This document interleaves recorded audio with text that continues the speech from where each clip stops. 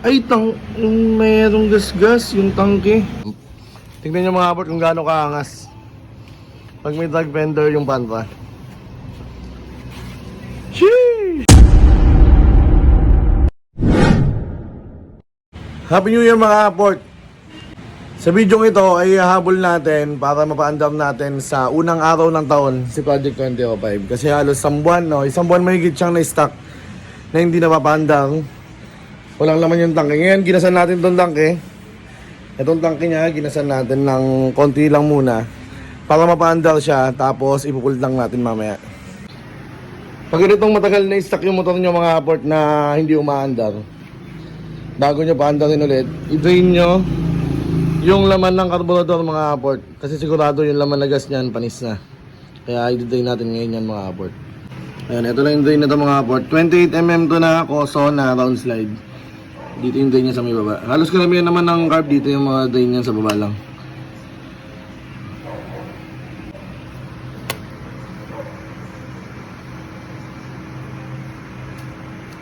Ayan mga abort, konting-konti lang pala yung laman itong carb na to. Bago natin hindi napaandang, ayan, tumutulo lang siya konti. Ayan, sakutan lang natin ng basahan, baka mamupas yung crankcase mga abort.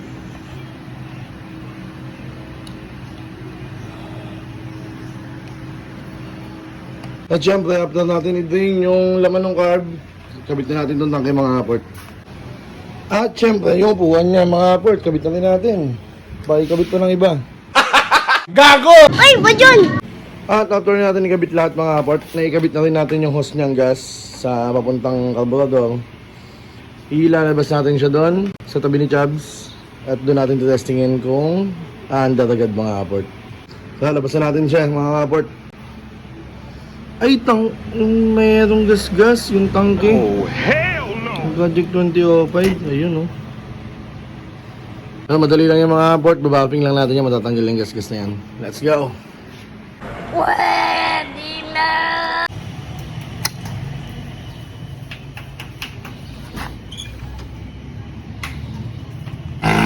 Andor kaya agad si Project 2005. Tingnan natin mga port.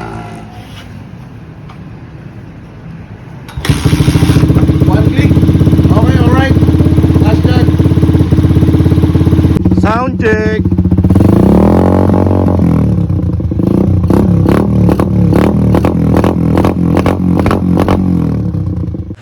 All goods mga port. Umandar agad si Project 2005. Ngayon, dadalhin na natin siya sa gasoline station para i-full tank natin siya. So bago natin siya dalhin sa gas station mga port, syempre, onting ikot muna natin dito mga port sa malapit lang. Rolling in the deep mga port.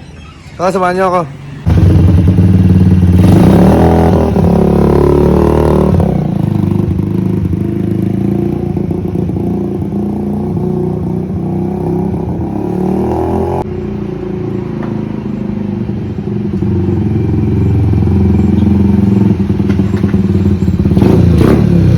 Nai-rolling na nga natin si Project 2005 dito sa malapit lang mga port. Ngayon may papakita ko muna sa inyo yung bagong ikakabit ko sa kanya bago natin dalhin sa gas station mga port.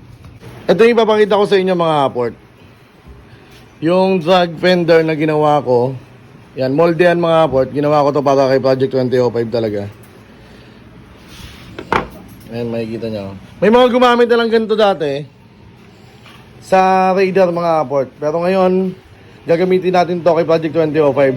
Dahil kung mapapansin nyo mga port, yung mga Panta na sumasali sa show ay walang fender talaga. Walang gumagamit ng fender. So ngayon, gagamit tayo ng fender kay Project 2005 at sa mga susunod pa nating project na Panta, gagamit tayo ng fender mga port. At kung gusto nyo gayahin to mga port at magpagawa nito para sa mga Panta nyo, PM nyo lang ako mga port. At dahil nga hindi ko pa nabubutasan to mga port, di pa natin makakabit kay Project 2005.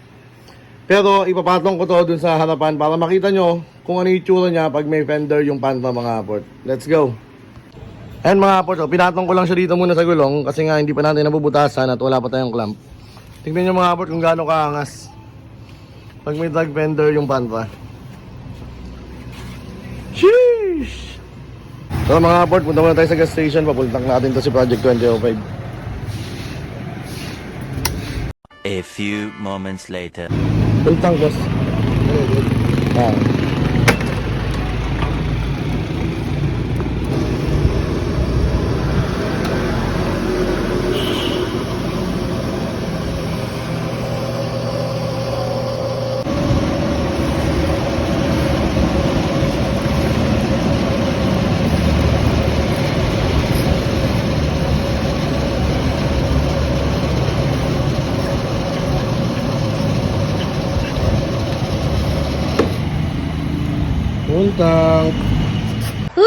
Sana all! All goods mga port, na paandar na natin si Project 2005 at na-full tank na rin natin yung tangke niya para hindi kalawangin yung loob. At naipakita ko na rin sa inyo yung fender na gagamitin natin sa kanya mga port. Ngayon, wait na lang tayo ng update kay Project 2005 this January daw. Ay itutuloy na yung mga piyesang kulang nito mga port, sabi ng may-ari. Okay ngayon mga port, hanggang dito lang muna tayo. Kita-kits tayo sa mga susunod na video. Bye-bye!